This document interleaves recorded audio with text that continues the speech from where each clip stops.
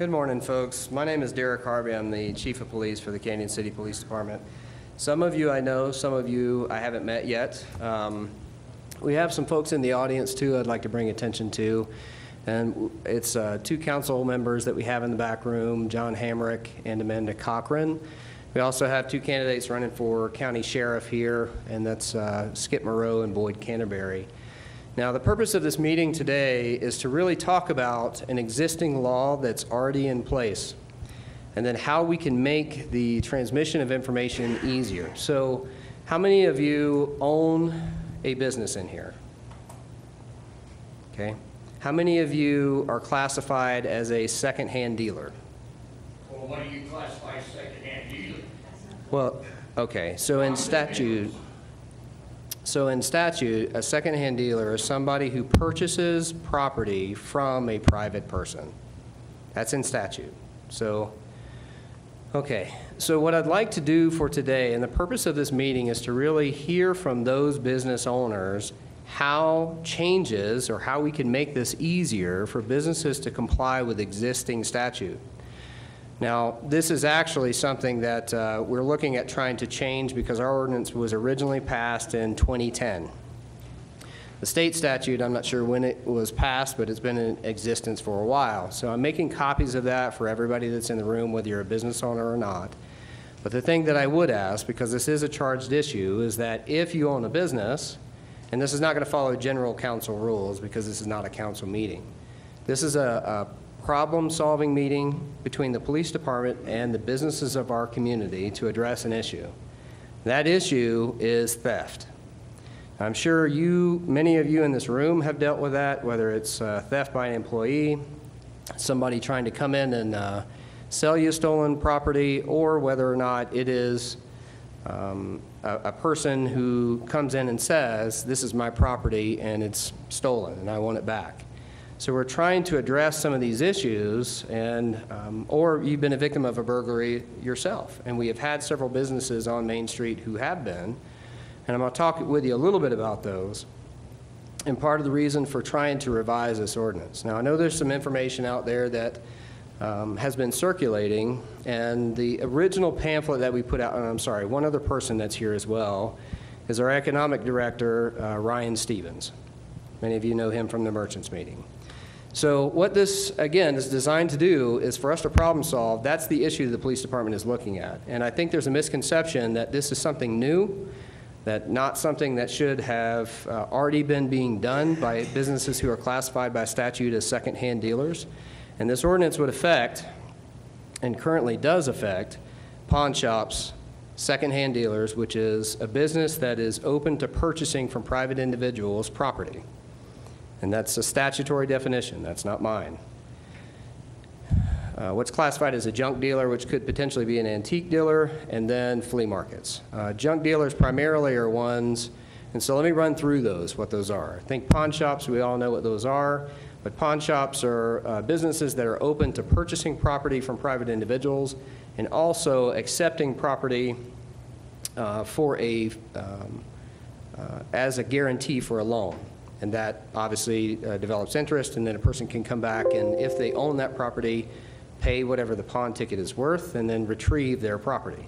A second-hand business, as defined by statute, is a business that is open to purchasing from private individuals property, essentially. A junk dealer is somebody who primarily deals in semi-precious metals and other types of scraps, clothing, recycling, paper, clothing, copper, aluminum, anything other than gold, silver, and precious metals.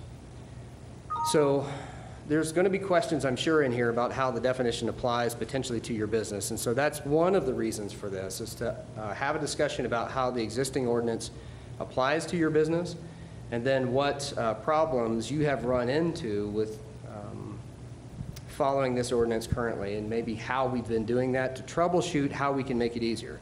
Because make no mistake, folks, I'm not trying to do anything to make it hard for you. We don't want your business to leave, because I've heard that as well. This is not going to cost your business anything other than time. And the time that you are doing to capture these transactions currently in compliance with statute, existing statute. This should actually make it quicker and easier. So that's part of this too, is to help me understand what are the existing systems in place and how can we help make this easier. So just some ground rules for comments. If you are an existing business owner, because that's what this forum is about, I would like to hear from those folks. And so when you stand up, please identify yourself, in case I haven't met you yet, and what business you own. If you're a private citizen, I thank you for being here with us today, and I will want to hear your comments at some point, but this forum is primarily for business owners. Okay? So as soon as the handouts get back, we'll hand those out and kind of go through what some of the existing ordinance says. But the sheet that was handed out by the police department volunteers goes over what some of the existing information is that needs to be recorded. Sounds like our handouts are coming. Anyway, so the existing information that has to be recorded that's listed in statute, and that statute will hand you actually a copy of that, because I know some of the misinformation has been about, well, somebody told me that I have to do this, or somebody said that this is okay. I'd rather you have the exact information that's written in the current law so that we can talk specifics and not deal with perceptions that may not be accurate. So we'll save some comments until those get back out. You've had a chance to look through the existing law, but I do want to ask a couple more questions, and this, again, is being recorded, not for the purposes of being a public meeting, but for the purposes of being rebroadcast, because I've also been told that there are several businesses who are not able to attend today. So I thank all of you for being here, and if it conflicted with your business being open, I do apologize for that. I'd also like to apologize for any misinformation that got out there, because our handout was not as complete as potentially it could have been. That was the purpose of saying, let's have a meeting. It wasn't to say, hey, we're going to change ordinance and you're going to just have to deal with it. That is not the case. It was not to circumvent or to keep certain businesses from giving having the ability to give your opinion to us. That was not the purpose of that either. The purpose of this meeting was for us to problem solve. This is what the police department is looking at. We're already problem solving with community members about drugs in our community. Our violent crimes are down because we have problem solved about that. And so our next initiative is to reduce the drugs and property crimes that are occurring in our county. And you're an important part of that conversation. Because if somebody comes in your business that you know, or you're getting this sneaking suspicion that that's probably not theirs, if they've got no place to sell it, that's one of the things that helps property crimes go down, or it goes into other illegitimate means that are easier to catch. So the final thing that I want to address, and this is part of the other reason for this, is that many of you might have known, and I don't think he would mind, that the knife store had been burglarized roughly around 5 to 6 months ago, maybe a little longer. Time is starting to fly. The knife business got the front window smashed open. Several high-dollar knives were taken. And this system that the police department is paying for in its entirety at no cost to any business in Canon City is the reason why that individual was arrested and charged with that burglary, and the property was recovered for that business. Many might know about the pawn shop that had some guns stolen from it. We were able to recover those guns in Pueblo. So there are a number of things why this can help not only private citizens who are getting their things taken from them, but also businesses who have property stolen from them too. There's another misconception I'd like to address, is that nobody else is doing this. It's absolutely not true. I actually spoke with, and the business owner is willing, business owner being Leads Online, is willing to discuss this with anybody. But in Colorado alone, there's over 450 businesses classified between pawn shops, secondhand stores, and scrap yards that currently use Leads Online. This is not some ordinance that we just dug up. This is a statewide law. So what we're trying to do is we recognize what the issue is, and we recognize you as being an important partner in combating this problem. That's what this conversation is about. And so I understand this is a change. I understand that maybe this information hadn't gotten out before, or maybe you just weren't aware of it. And that's the other purpose for today, is for us to discuss how can we help you and how can you help us. So understanding that that's the reason why I'm calling this meeting today is so that when I go before council and say, hey, these are the changes that make sense in Canon City for this ordinance that is in existence, has been for 8 years, this is the one that makes sense for us, that we can affect change within Canon City to hopefully reduce the property crimes that we're seeing. And there's other places that have more crime than us. I'm not saying that we're crime-ridden, but we have enough crime that I want to address it. And I've had conversations with a couple of you that when the knife shop got broken into, you were concerned about that. And several of you I talked to, I told you, I'm going to make sure this doesn't happen again. And to my knowledge, it hasn't. So remember that I'm trying to be a good partner with you as well. I'm not here to cause you problems. I'm not here to run you out of town. I'm not here to do those things.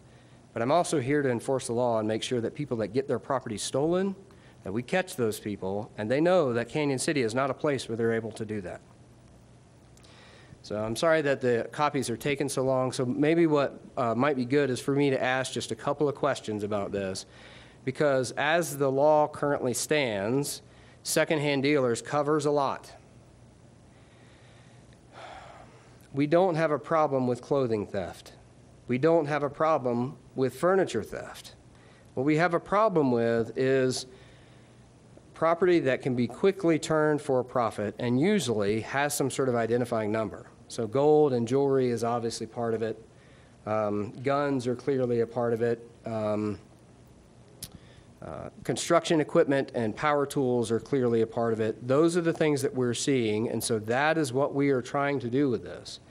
And so whether you're here to support what we're doing or not, again, just remember, this is a forum for us to have a conversation between the police department and business owners in this community.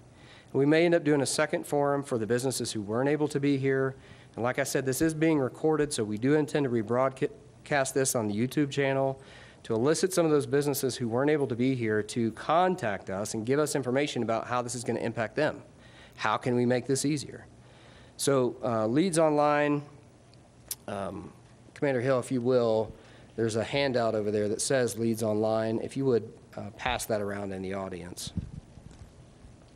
So Derek, I have one question, like when the knife store was broken into, Mm-hmm. I didn't hear about it, maybe a week later. So we need some sort of system, so I know someone's gonna bring a shiny new knife after me.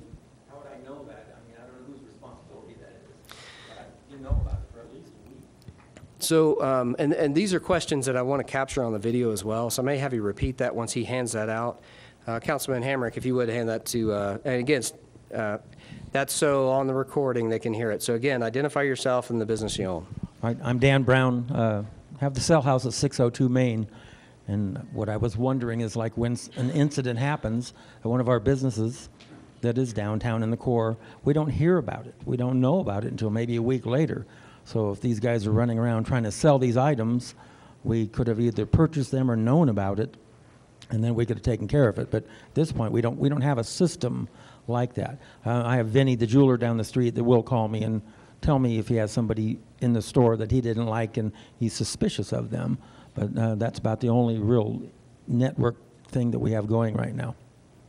That's an excellent question and an excellent point, because it brings up actually two things that affect businesses. Is one, the awareness of what's going on and how to determine whether or not there's property that someone's presenting for sale that may or may not be stolen, because the other end of that is if you purchase that and then a police department member comes in and says, hey, this was recently stolen and we have to take this back, now you as a business are out that money. And so that's a consideration as well. And in the knife shop, that happened. In the pawn shop where I got it, and I'm not going to say where, but in the pawn shop where I personally went and retrieved it and found it using Leads Online, the business owner told me that. And he says, you know, this happens all the time. I don't have any way of knowing whether or not this is stolen. And I paid this guy X amount of dollars.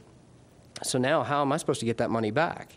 So an issue recently came before council about restitution, not only for that type of a situation, but for many situations in our city to where somebody has been a victim of a crime, lost money, and for whatever reason, it going through the county court system, it wasn't being returned. And I don't know, Councilman Hamrick or Councilwoman Cochran, I don't know if you want to address that with that change that was recently presented to allow the municipal court to provide restitution to victims, but is there anything that you'd like to say about that? I'll just say that this is John Hamrick. I'm on City Council. This is something that came before council where we are looking at bringing the restitution process to a local level instead of a higher court or perhaps even somewhere outside the city to allow our city system to handle restitution claims in a particular instance, and I don't have that directly in front of me, but the idea was to bring restitution down to a local level that makes it easier for citizens to access that system. And I think the important part about that is we're trying to problem solve as your Canyon City government what issues you're facing and address them through legislation, as well as enforcement and policy and practice. So, but to get to the root of your question, Dan, is how do you know what's stolen? Well, I'll be honest with you, I don't know what's stolen. In order for me to figure that out, I have to run a report because, we've had roughly around 45 break-ins to cars since this year. I can't tell you what's taken out of every one of those. And for me to expect you that's not your business is an unrealistic expectation. And so one of the things that we've tried to do is not only attending the merchants meetings, but we have tried to start business watches to where you can talk to each other, and we're trying to set up a network that if you get broken into, Dan, and some businesses feel differently about this, that we're able to share that information with other businesses. Hey, there's 2 suspects. This is what they were wearing. This is what they look like. We may or may not be able to say what they stole for a number of different reasons, but here's what they look like, and that's the communication. Or if somebody comes into your cell house and buys a bunch of property with bogus $100 bills. That's something that we're trying to prevent other businesses from getting hit by that same thing as well. And so it's a conversation not just about awareness, but it's about communication in the business community. And so that's the reason why Director Stevens has tried to have me come to some of the merchants meetings to have these conversations. We have started a program called Business Watch. Has anybody heard of that? Okay, so that's a note for me to do more work on that in the downtown corridor. Because we did that with some of the businesses that we knew were getting hit by a lot of retail theft. And I'm going to be honest with you, I need to do more in that area, clearly. So that's one takeaway for me. And again, thank you for sharing that, Dan, because that's what this is about, is how can we be more responsive to your concerns. Is there another business owner that has a question or comment? I got quite a list. I'd like to visit with you now. Sure. My name's Jason Gowdy. I own Canyon City Coins and Collectibles, and me and the chief have spoken, and I just kind of wanted to address some of my concerns. 3.5 years ago, I was broken into. Somebody broke into my back window, got in the store. They didn't make out with anything because they clipped themselves on the door and everything fell out. But I have never heard anything back from the police department on any leads. And to me, is that a good sign that you guys have caught him, or is that a bad sign that we have a weak link in the chain here on communication between the police department and local businesses? And I think we could improve on that. So is that a question? Do you want me to respond to that, or do you want to get through? It's a point and a question. So if you want to respond to that while I look through my notes, feel free. Okay. So you're exactly right, Jason. And that's one of the things that we notice not only with businesses, but as an entire city. And when I have my coffee with a cop with citizens, I've had citizens come up to me that have written out lists of burglaries that they had been victims of in 2013, 2014, 2016, and had never heard anything back. And it's a weak link in the part of the police department, not only from a communication standpoint, but also organizationally. And so I'm trying to address that as well, because I recognize that as a weakness.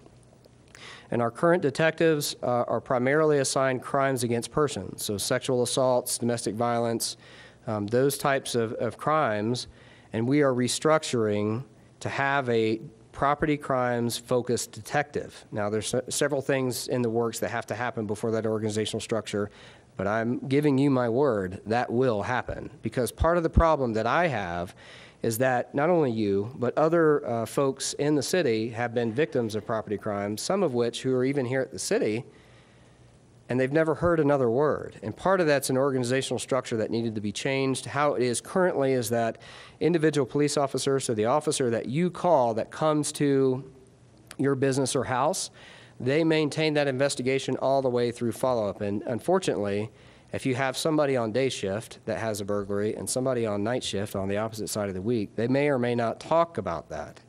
So they don't recognize that there's been 4 or 5 burglaries potentially by the same individual. So a property-focused detective is one of the things that we, as soon as we get back to our staffing level, we're at 37 sworn officers right now. I unfortunately just had somebody resign last night, so I'm back down to 36. But as soon as we get back to the level that our calls for service folks are going to be able to respond effectively, the property crimes detective is our #1 priority, so that will happen. And part of the other piece to that is new crimes coming in will obviously be that person's focus, but also looking back historically, because you're not the only one. There's other businesses who have had things happen to them and have not heard any resolution, have not received the property. Same thing is true for private citizens. We're going to fix that. I recognize that as a weakness, and I take that on myself, but I'm also taking it on myself to fix. The other piece to this is that if that happened to Jason's business, it may also happen in the county. And so the communication between the 3 different agencies, we're going to increase, and we have done that internally by this young lady that's sitting over at the table fastidiously taking notes is Valerie Lane, and she has been tasked with crime analytic functions. So what that means is if we start having burglaries, she's going to grab all those reports together and figure out what's the common thread between them and work with the detectives to help us get those solved. So that goes back to Dan's question, is once we have that information, we will do public bulletins to the businesses to say, hey, we've had several smash and grabs in this area. Hey, we've had several fraudulent U.S. currency issued, or distraction thefts, or whatever the case may be, because I would rather stop it before it happens than have to respond to it. So we're looking at this with a 2-pronged attack. Thank you, Chief. I'll resume. I just ask that you guys, as you do this, we remember to do all things in moderation, that we don't go from not enforcing anything to dropping the hammer on the businesses. And as I say that, I have a lot of people that come to me at the first of the month, and their Social Security and retirement don't cover the cost of inflation. And so they bought gold and silver as a hoard to be able to supplement the difference. And so when they come to me at the first of the month and I buy from them, I follow a procedure that was set up by the guy I bought the business from 3.5 years ago, and John Havens. So when we had talked the other day, I told you it was somebody else, but he corrected me yesterday. It was John Havens and him who set this up. And as we do it, I still record, I look at a driver's license, I look at the individual. Of course, we make sure the pictures add up. So the whole point of this is they feel that the photo identification of them is just too invasive.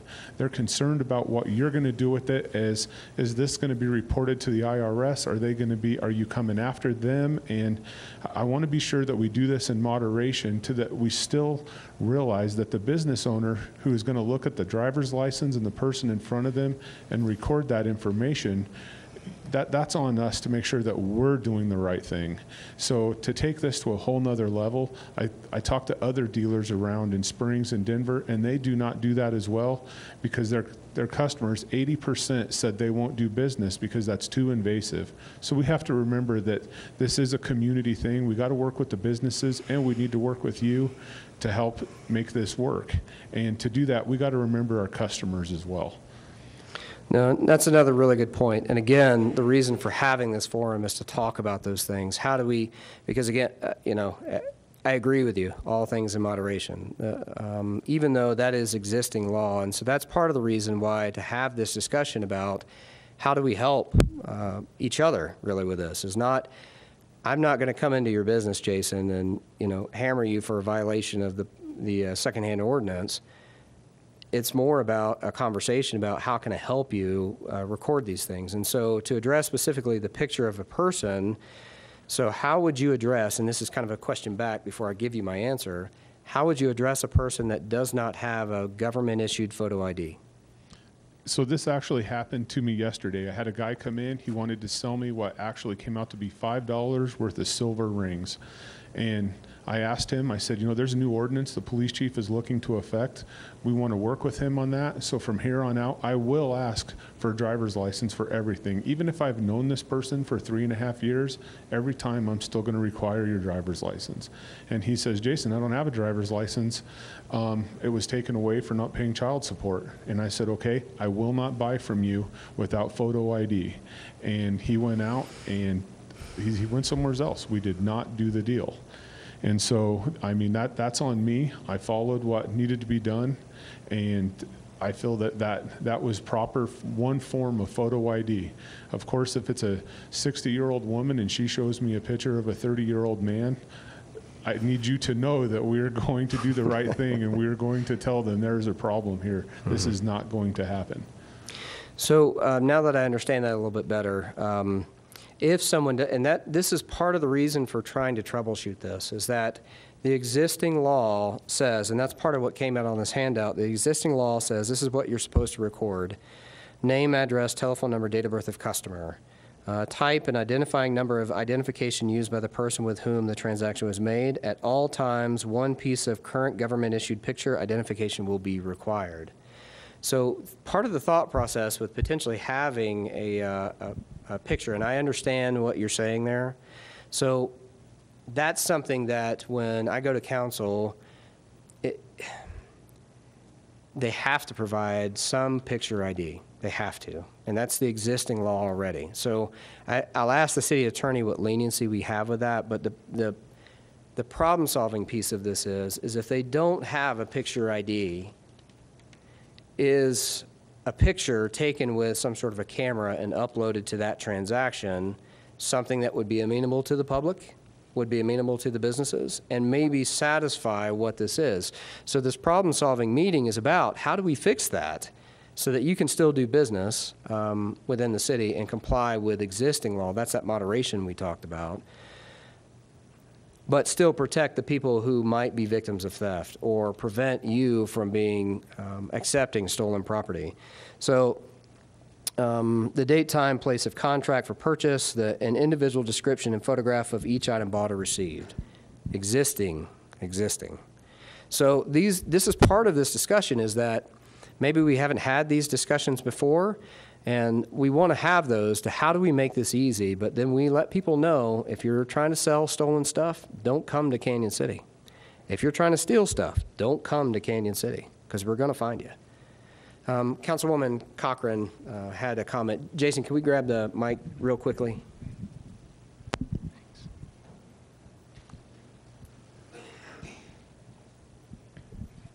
As far as the driver's license are concerned, are you just glancing at them, or are you required to take a copy?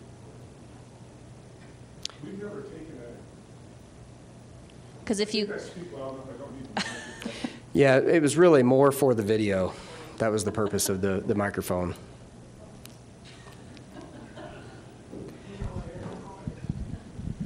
So we don't take a photocopy of them. Mm-hmm. We just actually looked at the photo ID. We made sure that the photo matched the person standing in front of us, and then we would document the information on the driver's license, and that's how we did that. Was we didn't take an actual photo or photocopy anything. And partially that was because if you spent any time in the coin shop and seen how busy we actually can get when gold and silver are going down or going up, and the transactions that are going on, that, this becomes a time consumption thing, is how much time is it going to take me to actually do the deal? And sometimes when I make 1% to 2% on most of my deals, I've got to keep my costs down. And so, printing off 100 photocopies a day and the man hours into doing some of this, it does actually affect how much money I'm going to have in something. Aren't all those people videoed by the camera? and see, that was just, rather than having somebody have their picture taken, which I know most people are not comfortable with, if you have their driver's license in your hand and you look at them and go, okay, that's that person, and you take, 10 seconds to make a photocopy of it, that eliminates that issue right there, because now you have a copy of their driver's license that has their picture on it, and your picture is covered. Well, And I don't know if that's an option that you could upload or. I'll get to you. I promise I'll get to you. So with that, how many of you have Xerox machines in your business? Right. So part of this is a discussion about how do we make that easier. And this Leads Online system, I want to point out two things about it. It can accept, how many of you have cell phones in here that can take a picture?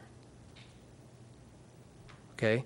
So how many of you have a cell phone accessible in your business that can take a picture?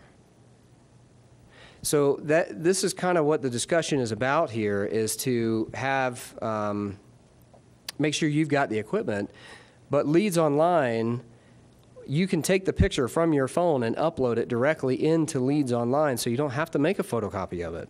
You don't have to take a photograph of the individual. You can take a photograph of the license to say, this is who said they sold me this property and this is their ID, and it gets uploaded directly into the transaction. So the other piece to this is, and Jason, I know you shared with me how you're logging these. How many of you do a handwritten log currently? Handwritten? Yeah, handwritten. You do both. You do both. Okay, so one of the comments was that it was both handwritten and a computer log. So part of this too is thinking about how can I save you time so you're not duplicating efforts. Leads Online, is anybody in here familiar with it? No. Okay, so we're going to address that too. But Leads Online has the ability that if you log a transaction, and that customer comes in, like Jason said, every month at the beginning of the month, if you're logging it by hand, if you follow the statute, you got to record all these things all over again. With Leads Online, some of that stuff is already in there, and you put it underneath that person again. So you can bring it back in. You don't have to record all of that information, and it saves time. So 2 points about why we're trying to go to an online system is that it's internet-based, and it hopefully will save both you and us time. Because what's happening to those currently, for the handwritten logs, the handwritten pawn slips, you have to fill those out. They have to come back to the police department, which means either you or we have to come get them, or you have to drop them off. Then our folks then have to manually enter it into a system that is not linked to anybody else, and then which takes personnel hours on our side too to re-enter that in. So we're duplicating efforts here, and I think there's a way that we can help each other and cut down on some of this data entry time. Jason, I know you got a list, but One more thing that I just had that is going to tie into this, if you don't mind, and then I'll be done, is anybody who reads the newspaper knows that the coin shop was just caught up, and I had a deputy sell me stolen items. That's all I'm going to say about that. But when CBI and everybody just came down and looked into doing their investigation, my security camera footage was able to zoom in on everything that he had sold me, and my record keeping, they told me, was precise, and it actually, it was 100%. And so that's kind of where I'm at, is you and me had already talked about this, Chief, is how my system in place already is already doing this. The only thing is just not a photocopy of the driver's license. And I thank you for your time, and I'll hand the mic off. All right, thank you. Just a couple of comments I'd like to say about that is, well, first is a question. How many of you have a video camera system that can zoom in to read a driver's license on the counter where you're doing the transaction? 2. How, Jason, if you don't mind sharing, and I'm sorry, sir, I don't know your name, but if you don't mind sharing, how much was that system? I don't know. My system was put in place. This was part of Darren and John Haven's thing. This was the security system because Okay. Darren had something happen with someone in Florence. So I think the Florence police chief and them had advised him, and he then found somebody to put the system in. Gotcha. So part of this is that, again, we're trying to make this easy for everybody. And there are systems maybe that are covering that currently. But for those of you who don't have a good camera system that can zoom in on the individual's face or zoom in on a driver's license to capture a driver's license transaction, How do we do that? Well, this is a way. This is a way that is no cost to you at all that we can do this with. So the only cost really is your time to be able to enter the information into the system, but the system itself is free to every business in Canyon City that it applies to. Sir? My name is Sam Lucasen, and I have a small business out of my home. I make jewelry. I buy a lot of my my silver. I seldom use gold, but I buy a lot of silver from Jason. And I just wanted to give you my point of view as a customer of, I've never bought from any of the pawn stores. I've just bought from Jason. So what's your business, ma'am? What the business that you own, what is that? I make jewelry out of my home. I sell it on Etsy and eBay. Okay. And I operate under my name. Okay. My And so husband- you're giving me your position as a customer? As a customer of the Canyon City Coin Shop. Your voice is important, no doubt, but I want to give the business owners a chance to speak first. So if you don't mind, let's talk about that offline after the meeting, because the gentleman next to you owns a business in town, and I want to hear what he's got to say. Okay, I'm going to be really quick. My husband and I also own an office rental building in Canyon. And I just want you to understand that when people go to the coin shop to buy precious metals, or I buy an earring, an orphan earring, there isn't a match that someone has sold to Jason, and I remake it into a necklace and sell it. Whenever I go in there, if I want to sell some coins that I have inherited, I don't want Big Brother to know about that. I don't want my pictures on his video. I don't even think about that when I go in there. But I don't want my license copied. I don't want any of my information online. So maybe someday it'll be hacked, maybe it won't. So But- can I ask you why? Because that's my personal business. Ma'am, it's the existing law. It's still my personal business. It is the existing law. It's still my personal business. And it is, whether ma'am, and this is I- why I didn't I- want to get into this discussion with private persons. I It is the law. understand And so that- you must comply with the law the same way you have to comply with not being able to speed and delivering your driver's license to an officer who pulls you over, or committing theft, or committing any number of other things that the law says that you can't do, or that you must do. So unfortunately, I'm sorry that you feel that way, but the I hear- existing law says I you hear what must you're do it. saying. I hear what you're saying. Please listen to my words. As a customer, a business owner in this community, having to jump through those hoops is going to lose business for the people in this community. And if you go to Florence, you'll have to do it there. And if you go to Colorado Springs, you'll have to do it there. Ma'am, it is a statewide law. At the moment, I don't have any jewelry in a store Okay. in Florence, but I have had. People came into that store regularly and sold the owner's stuff. Okay, And thank I'm you. pretty Thank you for sure- your comments. If I'm you would, pretty hand the sure mic they were over. not on leads online. Thank you for So your think- comments. Think about the business they're going to lose. I will. Thank you. So if somebody gives, I'm Stephen Jones, I own J&J Minerals on Main Street, 517 if you want to know address. My question is, we have a form that if I buy off of somebody, they have to fill that form out. That's, Jason, promise this is my stuff and everything, then they sign it, date and everything, and then we take their driver's license and we copy it and it's on the bottom of that and everything. Do I still have to take a picture of the guy? No, not in that instance. Okay. So, and that's actually number 5 of the current written law, is that a written declaration of the customer's ownership, which states the tangible property is theirs and when they came into possession of it. So that's part of the existing law. You won't have to fill out that form either. They'll still need to sign a declaration saying, yes, this is my property, but some of that stuff will be automated for you, so you won't have to do those things. Okay, so where's that other form from?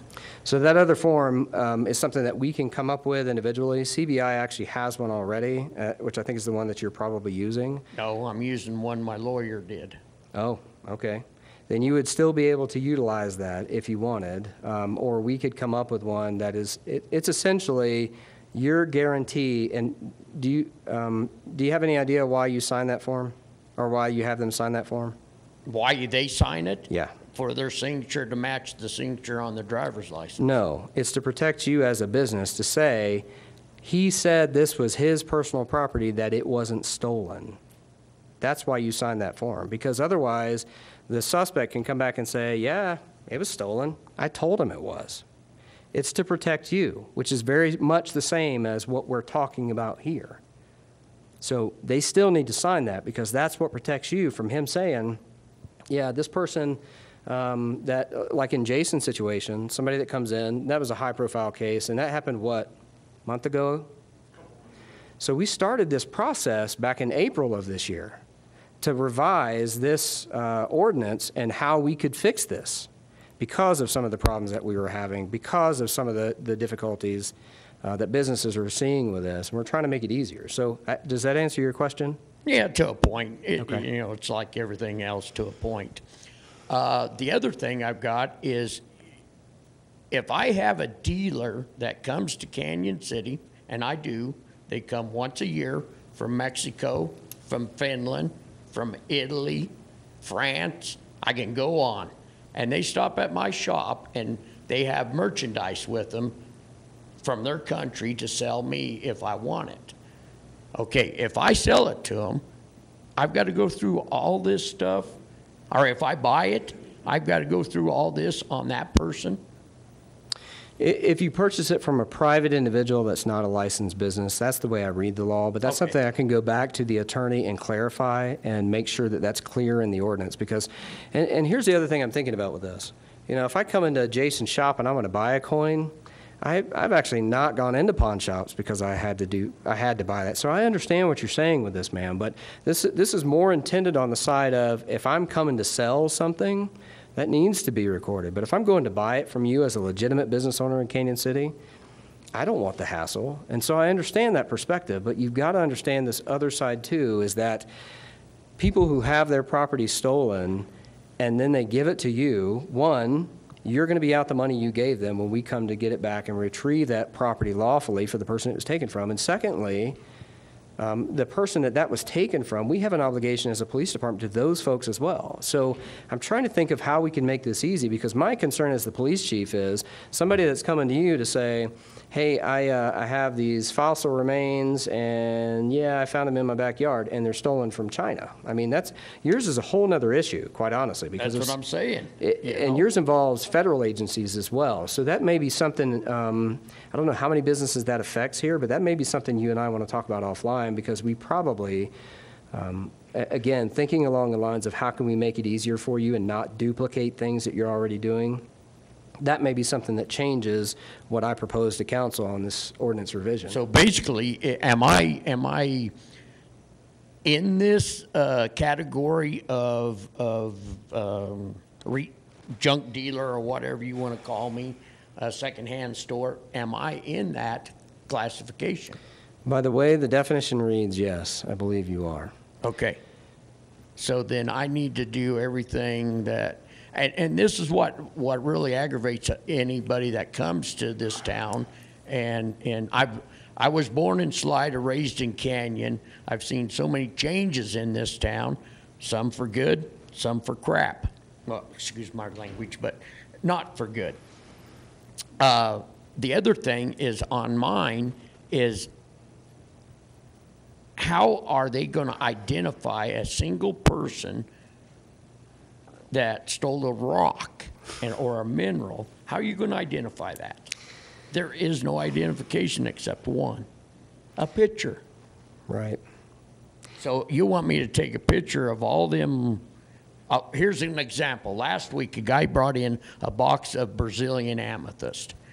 He said that his grandfather got it, blah, blah, blah. Well, he had everything I needed. He had his driver's license, all that and everything. I have to take pictures of that product that he brought in? The statute currently reads an individual description of each item purchased. That's what it Okay. currently says. And so part of thinking through this is, again, how can we make it easier? Is it easier for you to enter a definition or description of the item, or is it easier to take a picture? So it'd be easier for me to shut my shop down and say goodbye to Canyon City that I've loved and been here my life, and start doing the rock shows again. How you gonna, how's the people gonna take the identification of a rock show? I don't know, and that's a separate issue. Okay. But again, I mean, you said that you're doing that already. So That's all right, Main Street's dying anyway. let me ask you a question. Are you doing that currently? What? Are you, because you said you're having them sign a form saying this is Right. my property. Right. You're doing that currently, right? Yeah.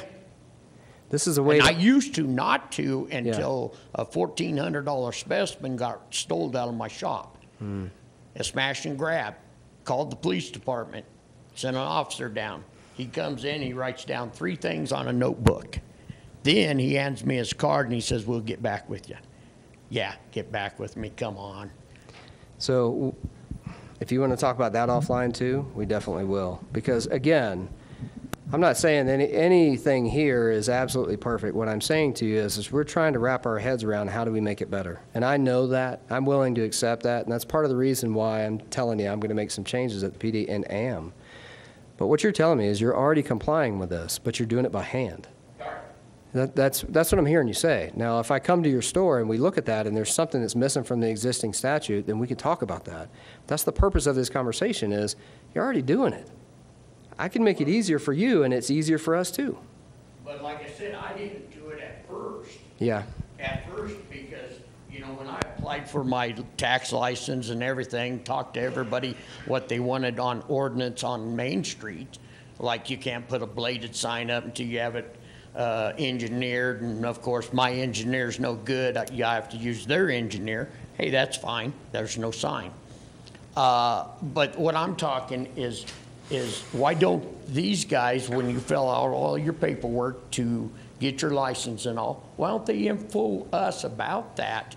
This is the ordinance. I never seen the ordinance until last week, you know? That's a good point. So am I supposed to, that's where communication between city council, the city of Canyon City, the police department, the sheriff department, the CBI, I don't care who that is, I could keep rattling on names. There's no communication, and it's been that way in this world for a long, long time, you know, and it's sad. Well, you have my And word. me and you've talked before, Right. before you even accepted the job, I guess is what you want to say. You already knew my opinions and all, so that's the only thing I want to, you know, get over. And then I started doing that because then I'm thinking, well, somebody stole my rock. They went to, I know what they did. They went to Denver to a rock show, and they knew, well, that's $1,100, $1,400, $1,500 rock. And so he took that, a rock show, and sold, pawned it, or rock, you know, sold it to somebody. I would have done the same. Somebody bring me a specimen like that, heck yeah, I'd shell out $1,400 because I know what it's worth. So one of the other areas, not just the rock shows, but also the internet, and, you know, bringing up eBay.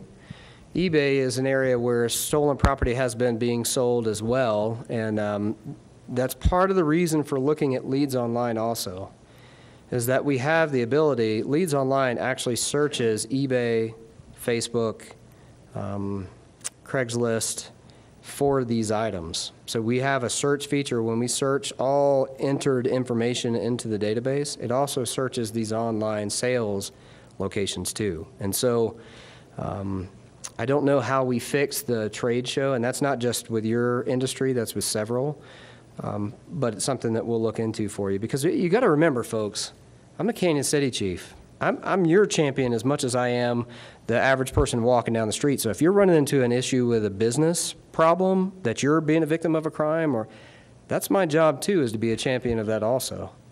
Got a gentleman over there.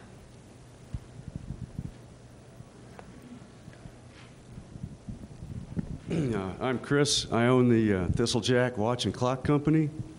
Our primary focus is restoration on high-grade vintage and antique watches and clocks. We do sell some brand-new clocks, which are purchased wholesale from suppliers. I do have the ability, if I want to start selling antique watches, antique clocks, things like that.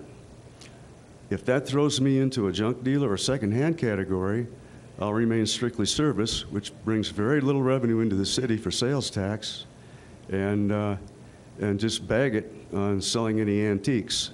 So if it affects antique dealers as well as everyone else, because I guess antiques are secondhand even if they're 100 years old, then I'll stick with full-blown retail, brand new stuff, and bag it on all the older stuff, which will limit sales that I could do.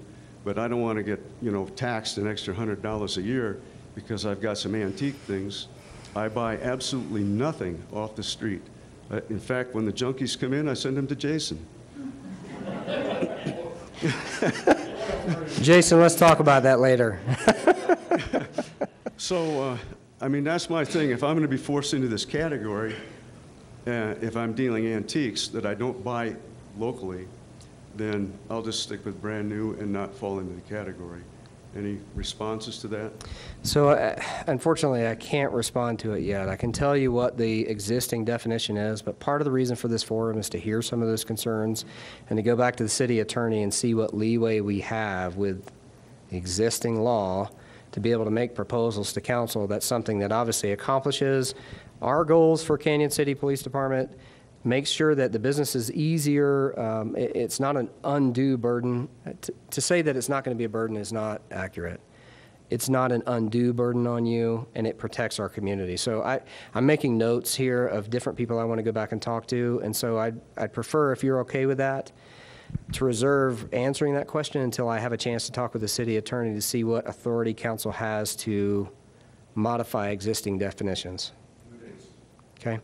And so part of this too, and now that I'm maybe to that point and it came up, is I want to have a second forum. We're recording this specifically for businesses who weren't able to be here, but it seems like there may be some follow-up discussions that we should have. Just by a show of hands, is there interest in having a follow-up forum with some of these questions I wasn't able to answer today? At a better time. At a better time? Evenings. Okay. We definitely will. And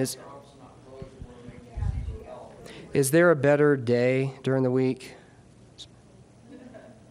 Okay. So, Mondays?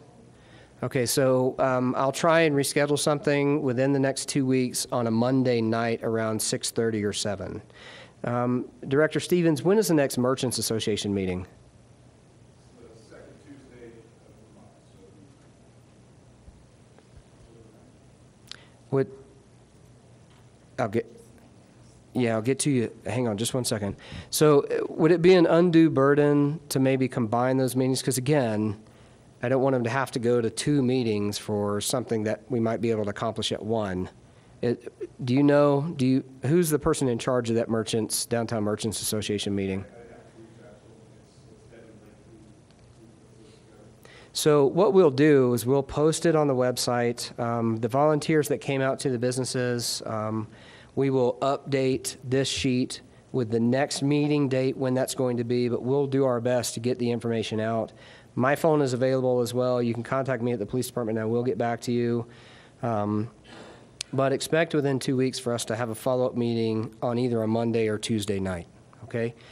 And we have another business owner who'd like to speak. Yeah, my name is Cecil Reeves. I own Canon City Gun and Pawn. I do 99% of this. And it's electronic, but I keep paper records for myself too, back and forth. Don't trust electronics, So, but the only thing I don't do is take an individual picture of everybody. I got camera systems that do all that. And the second thing I don't do, if you come in and sell me a 50-cent DVD, I don't take your driver's license for something like that. But everything else is done. So maybe a cap. Yeah, but... If it's under this amount, you don't get a copy of the driver's license. But I'm in your police station every Monday morning at 8 o'clock, and I know I'm the only one that does it. You can ask this young lady somebody over here. But what y'all need to do is start giving us reports of stolen items. That would help a hell of a lot. And I understand that, but I can't do that. And part of the reason for that is that, and some of this is about on the other side of it, and I'll tell you why. Because quite honestly, sometimes the suspect and the victim are the only ones who knew what was taken. And if I make it public, then defense attorneys can come back and say, well, he confessed to stealing this. Well, it was in the public. Everybody knew what was taken. So there are some other binding things on us as to why we potentially can't do that. But I think the trend, you know, and case law supports that, you know, a white male, Hispanic male, female, so on and so forth with a tattoo, that's the stuff that we can share. So if that person walks in your business, you go, no, sorry, can't do business with you. And unfortunately, I know all the little junkie and thieves in town, and my whole career, I think I've had 5 stolen items, you know, and they've all been returned. My next question is, you stated in the paper and publicly here that all my guns were found. Where the heck are they?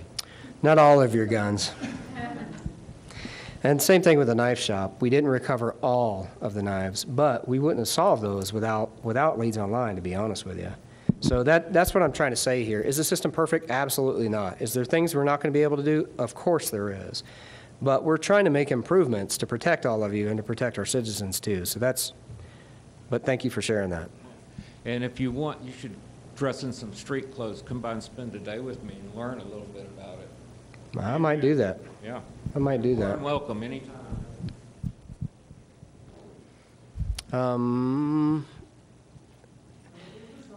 Okay, I'll get to you then, Skip. Let me grab this young man right over here. Okay. Yeah, I'm Terry Ricks, and I have 3rd Street Pawn. I've been there for 26 years. You can kind of tell when you're buying stuff from people, whether it's theirs or not. Like, say something simple, well, how does this work? If they're flipping it around, looking at it, and scratching their head, you know it's stolen. Or if an 18-year-old kid comes in and says that they've had this saw for 2 years, you know, that's the basic thing, so I send them out the door. On the other hand, I could help you by getting these people in the system with a picture, with this item in there. I don't mind putting out the money to bust somebody because I hate a thief, but I don't want to get in the ring of saying that I'm trying to get stolen stuff. Now, I've done it with your detective that comes in and picks up my pawn tickets. I think he comes in and I type everything I flag that I think is stolen, or and get a license plate number and tell him the description of the people that was with him and stuff like that to help out. But most of that stuff, when I find out that it's stolen by their face or by them fidgeting around and stuff, I send them out the door. I'm not helping you. But on the other hand, I don't want to get stuck in the middle, if you understand. But I send them out the door daily, and you can tell that it's totally stolen, and there's no way to help you guys. Well, and I appreciate you saying that, and I appreciate you being willing to put yourself out there with that.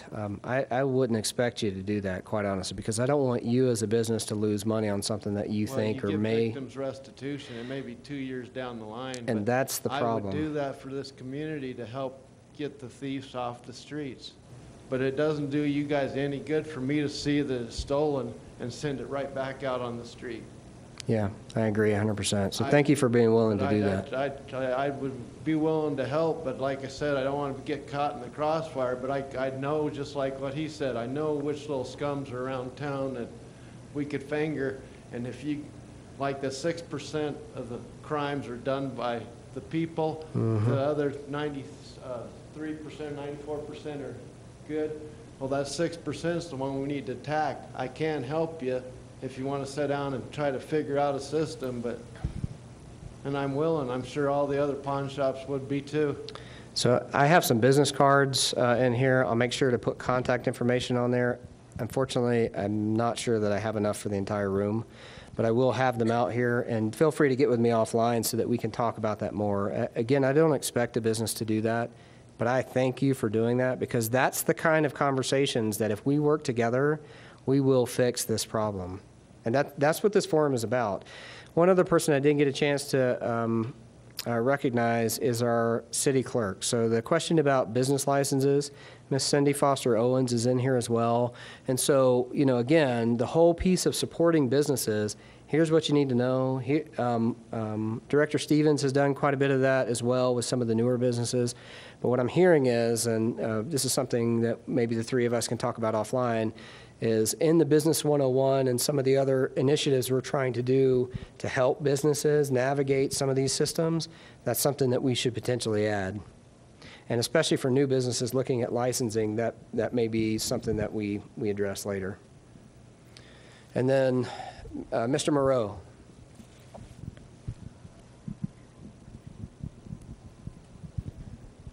I own Royal Gorge Adventures. I believe the address is 721 Royal Gorge Boulevard. Not much stolen merchandise shows up at our shop because we do zip lining, skydiving. Seems like it all shows up at the airport. And my question is, here a year or so ago, I recovered about $20,000 worth of stolen equipment, skydiving equipment, and it wasn't reported in the city. It was reported with the county, but a lot of it had went through some of the pawn shops, GoPro cameras, some altimeters. Some of it had already went through, and that's what we found out when we caught the guy, and a friend of mine. But with the computer system, are people going to have like immediate access? Somebody brings in a 40-inch TV, it's got a serial number on it. Will they be able to access it immediately? And if it's in the system, it throws up a red flag, and we'll be able to, you know, alert the police department automatically that, hey, we've got a stolen item here, or something like that? So there are some pieces with that, but I want to address one piece of that. If a business enters information in, other businesses cannot pull up what those businesses are doing. So just to be clear, you couldn't search. If Jason entered something in, Cecil couldn't pull up and see what he'd done. So that the privacy portion of that is walled off for each individual business. And my commander, Robert Hill, wants to address your question about the flags. So the way this works is as soon as you enter an item in there, there's a CCIC flag. CCIC is how we run everything to find out if it's stolen or wanted, things like that. So it will tell you that this item is stolen if that item has been entered in CCIC by another pawn shop, by the local law enforcement where it was stolen from, okay? So it'll tell you right away, stolen, okay? It'll start flashing, I believe it's an orange or a red colored flag. It's just gonna start flashing on your screen as you're putting that information in, okay? It may not tell you that it's completely stolen because sometimes your serial numbers are, you can only recognize certain numbers of the serial number. Some of them are scratched or worn off. If partial numbers will also Robert, hit. can you put the microphone a little bit closer? Okay. They can't hear you. Partial numbers will also hit. So if you put in 8 of 12 digits, if those first 8 match, it's going to say this item could be stolen.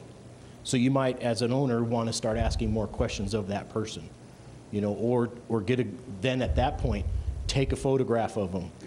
If you have surveillance system outside, get a picture of their car. Because then if it does show up stolen, later we can prove that it is, we have more evidence to go on.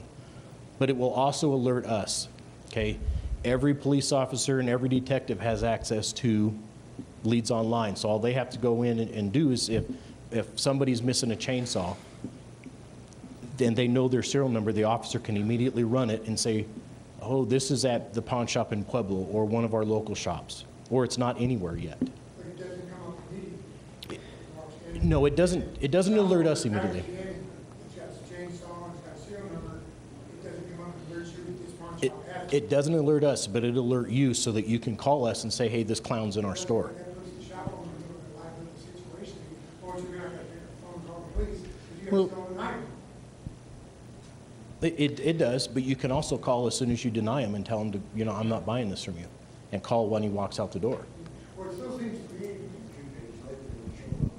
still seems to me the system has a hole in it, because last night, and I know that it's outside the city venue, but a lot of stuff, like I said, shows up at the airport, had a guy riding on a bicycle with a 40-inch TV. I mean, that seemed like put a flag up right away. So we called the sheriff's department, and he's not wanted for anything. They run it through CCIC, NCIC, and he wasn't wanted for anything and never seen a response. So there's another problem. If items are stolen, is the sheriff's department doing the same thing for getting it into the system immediately so the people, the citizens run businesses would be able to access it? I mean, I know you can't speak for the sheriff's department, but... The sheriff's department also has access to it. Right. Well, it seems like it's still got it sounds like the computer system still needs a little bit of work. If it's a lag time or delay or something like that, but the flag comes up nice. I think that would be an advantage. But my question, it's immediate though, right? As soon as an officer on the street takes the report, puts it in, it's in there immediately? Okay. Yeah. Yeah. Because it seemed like when I recovered all that stolen equipment, a lot of it already went through the shops and had been sold and transferred. So somewhere the system failed, it didn't get put in. So I don't know where it went or what happened on it. But that's my comment, and I just thank you very much. Thank you. And so just a couple of things to clarify about that is that one of the problems that we run into, and I don't remember the name of the system. I know we recently put it out. But part of the problem with that, and CCIC, I'm sorry we're using cop lingo there, but it's the Colorado Criminal Information Clearinghouse. So if there's a warrant, if there's stolen property, that's where that database is for law enforcement. And so essentially this Leads Online interfaces with that. So if you go to enter something in, it's going to pop up and say, this was reported stolen out of this jurisdiction, or at least this is a suspicious transaction, be careful with it. There are some caveats with that, though. How many of you know the serial number on your TV? You know, we were just saying, I've never reported at school.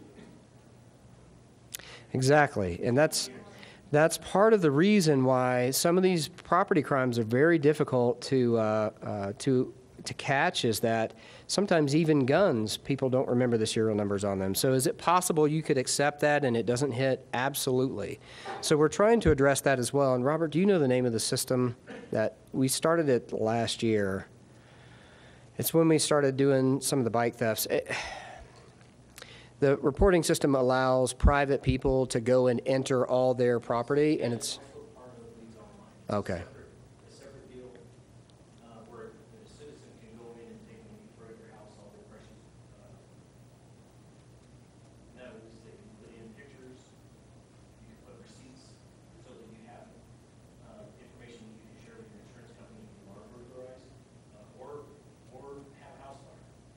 So, it's not available to us. When you enter it as a citizen, it's not available to us. You would have to go back in later on and say, I need to pull up my own inventory. So basically, it's a way of keeping it safe, the inventory of your property safe. So if your house burns or floods and that hard drive is damaged, you can still go on the cloud and pull your. So my folks, make sure that you have a microphone, because since this is being recorded, I want to make sure the public is able to hear your comments as well. And so I'm sorry, I was confused. I thought it was a separate system, but apparently Leads Online will allow private citizens to inventory everything and print out a list should you be burglarized. So, you know, when you buy that brand new TV, you could go into your Leads Online account, and there's no cost for that either for the public. We have absorbed, as the police department, this cost entirely. It's not going to be passed on to anybody else. So well, yeah, it's coming out of taxes. I guess we all share it, to be clear. But we're not trying to pass it on to individual businesses. So it's a community problem. The community should get together and fix it. But there's other systems like that that we're trying to, when you buy that brand new TV, you go into Leads Online and you enter it in. You don't have to remember what it is, and you can print it out. The same thing is true with skis or bicycles or any other things like that. Just because it's not hitting on CCIC doesn't necessarily mean it's not stolen. Dan. Just a couple of things I'm wondering about. I think there should be a minimum on this stuff. You know, I got guys selling me $3 items, and you know, a lot of extra work for a small amount of money. And some of us, I don't know how to identify my my business, I guess. It's kind of vague in the statute. You say, you know, furniture is not involved or clothing, but it doesn't say that, at least not that I could see. So who's going to decide, you know, what is and what isn't? City council, Yeah, and the city, and then, if it's within their authority to do so. okay. And then who's going to enforce it and how, meaning you're going to come in every day and see what I did yesterday, or is this going to be something that will slowly drift away after a few months? No, and the reason why it won't drift away, like, we're not going to storm your business and say, your log's out of date, we're fining you this. That's not the purpose of this. The purpose of this is to help us catch people who are stealing things from people in Canyon City. And not only that, but we have had things recovered here that have been stolen from Pueblo and from Florence. I mean, so it's being a good partner as well. So this is not a regulatory thing, Dan, for me to come into your business and say, hey, you're out of compliance with us. If you're not doing it, I'm going to talk with you. I mean, there's no doubt about it, because, again, being that good a partner for the police department is, if you're not recording these things, you might be unwittingly accepting stolen property that's not getting solved. Now, my last question is, how much is this going to cost me for my license to be compliant with what you guys want? There's no change to licensing fees, so I think it's... Well, who knows? I don't know. Yeah, but that's what I'm saying. There's no proposal to council or intent on our part to change ordinance fees or licensing fees. But that's a question better for the city clerk. So, Cindy, would you be able to address that on the microphone? So it's $100, I believe, currently, and there's no intent to change that at all. Yeah. If they don't let us know, how we let anybody else know, you know? Yeah. So whatever your license fees are now, that's not going to change. I think he's going around, and I said I would get to you, so I apologize. I will. I'll get back with you. Yes, sir. I have one more comment that relates to your statement that you don't want to give the people, you want to help solve these crimes and prevent them, but you don't want to give the people who are on the front lines here a list of stolen items, but you do want to force them into compliance and turn them into agents of the police. That's not turning information out to the general public. That's giving information to somebody who's going to keep it privately, who's working as an agent for the police department. So I don't understand the dichotomy of why not giving them this information they need to identify things as they come in. So to address that, how many of you would want me sharing information I get from your business with your peers? Nobody. I would say that's kind of a big question. Well, but Because that would go back to the knife store. Right. If we knew what had happened there with Cecil, that absolutely would help us, which as the point shop and pawn shops, we know we pretty much know who the individuals are. So that's very it is a double-edged question, and that's the reason why I'm attacking it this way, is because, number one, I shared that information about, because I didn't think those businesses would mind, but on a daily basis, and there's people that, I mean, even you have said you don't even want to share it with the business that's going to be shared with us. Now we're sharing it with the public. How much more would the public say, I'm definitely not doing this because I don't want people knowing my business. I'm not going to report this either. So there's a bunch of different tendrils with that question, not just the legal question of, is it public, is it exempt from inspection? Because CORA and Colorado Open Records Act and the Colorado Criminal Justice Records Act also govern some of the information that we can release. Active investigations is not subject to public disclosure. And the second I start doing that, that poses a problem. So there's a number of reasons, and I'd be happy to share those with you offline, but I just, unfortunately, I can't. So I don't know that I can answer that to your satisfaction. Well, my point is when they become agents of the police department, they're no longer public. It's private between you and them. Agent's a very specific term. Agent means I expect you to enforce the law. Semantic words are important. Yeah. Sir. Actually, there's a lady up front who's been waiting patiently. Would you mind if she went first? Thank you.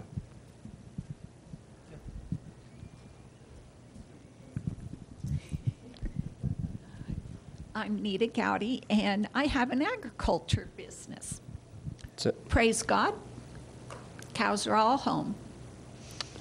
But I also do some other things, like I take care of homebound people. And I had a woman who was a quadriplegic. She has passed away.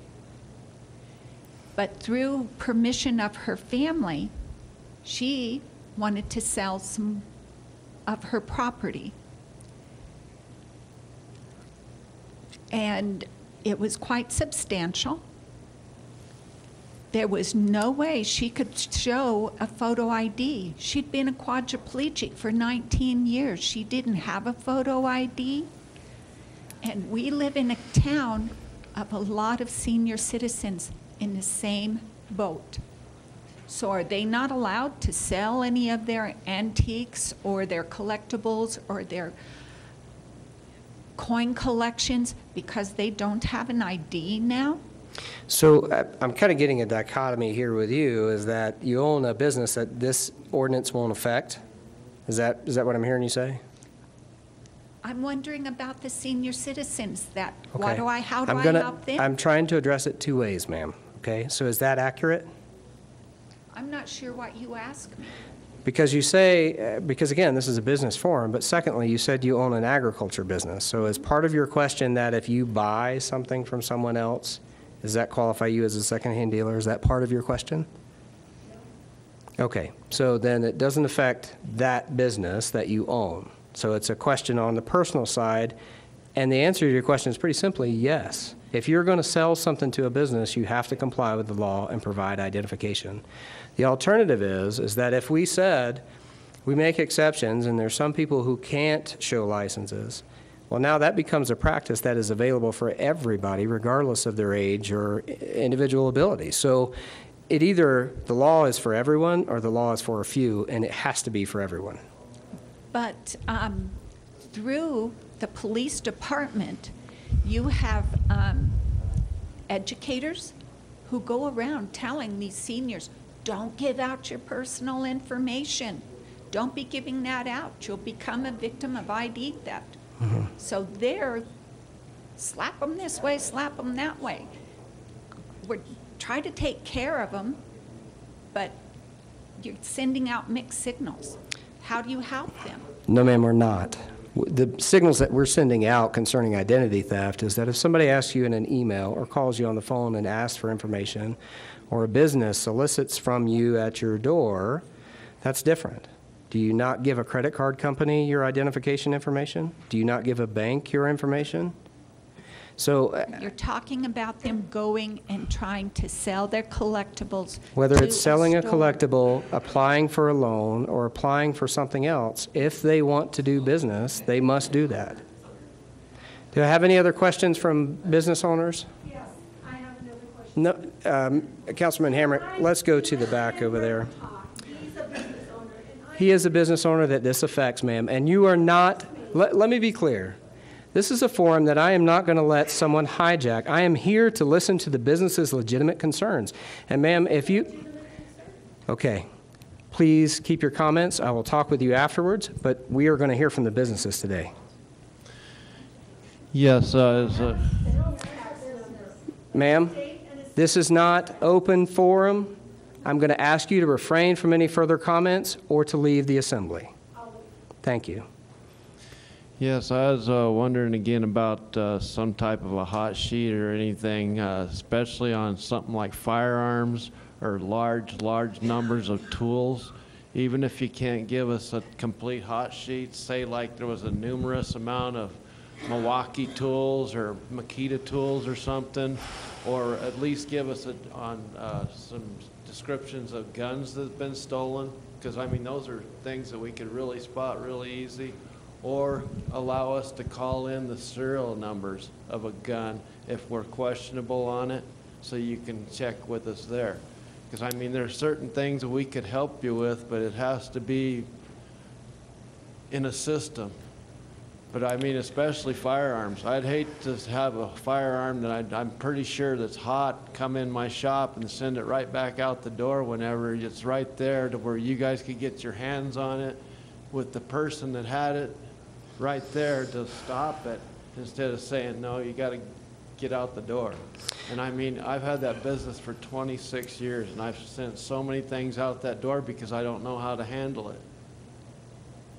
So I think the response to your question is that, one, if we did a call-in business, we'd have to staff it, quite honestly. And I'm hopeful that the property crimes detective would have the opportunity to do this. But as we're kind of hearing some of these things, I'm thinking it needs to be a more regular occurrence for us to go to the Merchants Association to hear some of these concerns. So I'll get with Director Stevens or Ryan after this meeting, and so we can have these. But CCIC, which is where if that gun was stolen, how we would do it is if you called us, we would run it through the same system that iLeads is going to do it for you automatically. So you wouldn't have to waste the time of, hey, hang on, let me call the police real quick. You could just say, all right, I got to enter your information in, and as you're entering that in, if it is stolen, it's going to pop up. This gun is showing stolen in CCIC. The difficulty, again, though, is kind of like what we said with the other things. If it's a coin or the people don't know their serial number. But in all honesty, we're not going to be able to know that right away with the phone either, because a lot of times what happens is we follow the evidence to the person, and so the person then is where we end up finding the property. This is a way to kind of circumvent that system to where the property tells us who the person is, but generally, if we don't have a serial number, we have to follow the evidence to the person and then track down the property. So I don't know of another way around that. Just one more thing, Chief. I got to get to my store, get back to business because we're losing money. All I ask is that as we think about this, we look at how, when I have 10,000 wheat pennies come in, the odds of that being stolen are slim to none, but there is that possibility. I understand on your end. Just look at it as through our eyes as well, as that, this is a money-losing thing to invest too much time into. How can we work together? And having to hold different things, how do we identify which coin is which? Because I have 1,500 1921 Morgan dollars. How do we identify that one belonged to that person? Not saying we're against this, just saying we've got to find this common ground where we can work together and not cause the businesses to be out money, which affects us. I quit a government job, pension and everything to start this business, and I don't want to have to be where it's like, man, I got to go back to that. I want to be able to stay doing what I'm doing. I enjoy it. It's a family-run business, but the word meaning family is that we're not a corporation with lots of money to invest and do lots of things and the time. So on that, just if you would, put yourself in our shoes to realize that we do have a budget that we have to follow the same as you do. And if we could all work together to make this work, that's the main thing that I think we need to stay focused on.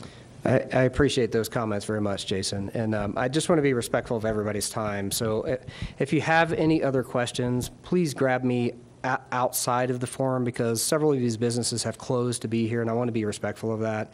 The last thing I'll say is I appreciate everybody's comments today and coming and telling me what concerns you'll have with implementation with this. And trust me, I am trying to do my level best to meet middle ground with everybody.